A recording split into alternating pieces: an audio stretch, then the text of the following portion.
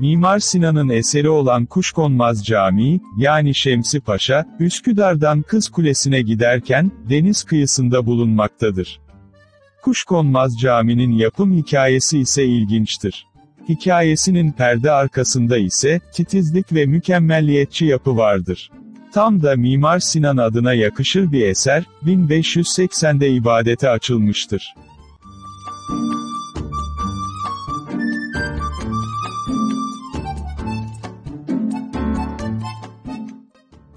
Osmanlı İmparatorluğu'nun zirvede olduğu dönemlerde, imparatorluğun en önemli isimleri arasında yer alan, Sokullu Mehmet Paşa ile Şemsi Ahmet Paşa arasında, derin bir muhabbet sırasında söz döner gelir Sokullu'nun ismini taşıyan ve Mimar Sinan'a yaptırdığı camiye.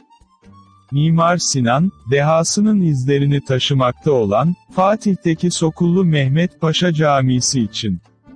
"Bak, Sinan'a cami yaptırdın ama tepesine kuşlar pisliyor" der Şemsi Paşa.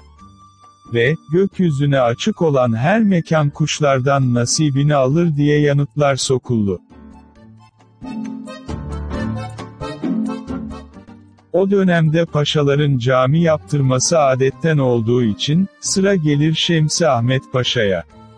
Ama Sokullu Mehmet Paşa'ya söyledikleri yüzünden de kara kara düşünmektedir.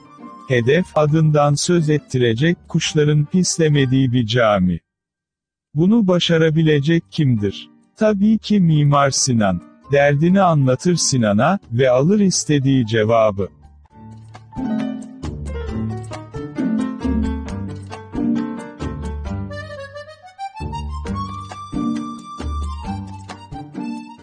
Mimar Sinan, caminin inşasından önce yaptığı araştırmada, Üsküdar'da, kuzeyden ve güneyden gelen rüzgarların kesiştiği, dalgaların kıyıyı dövdüğü bir noktada çıkan, titreşim seslerinin gücünden ve derinliğinden kuşların rahatsız olacağını düşünür, bulmuştur caminin yerini. Ancak bir sorun vardır. Bulunan yerin denize doğru kayma riski vardır.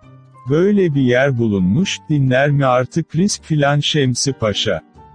Mimar Sinan'ın tüm uyarılarına rağmen, ikna olmaz Şemsi Paşa.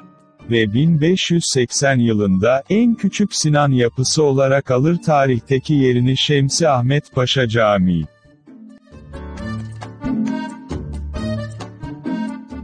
Gerçekten kuşkonmayan Mimar Sinan eseri, halk dilinde, Kuşkonmaz Cami olarak anılmaya başlar.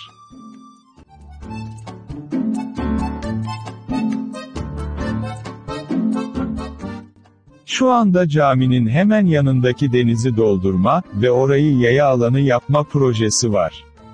Kazıklar çakılmıştı. Ancak, çakılan kazıklar tarihi camiye zarar verdi ve duvarlarda çatlama oluştu.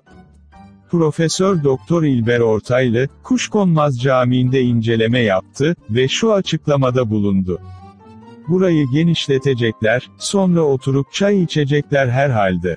Buraya kazık çakılacaksa, Mimar Sinan'ın zamanında alası çakılırdı. Niye Mimar Sinan denizi doldurmamış da sen dolduruyorsun?" diye sordu. Tabii cevap verebilen çıkarsa.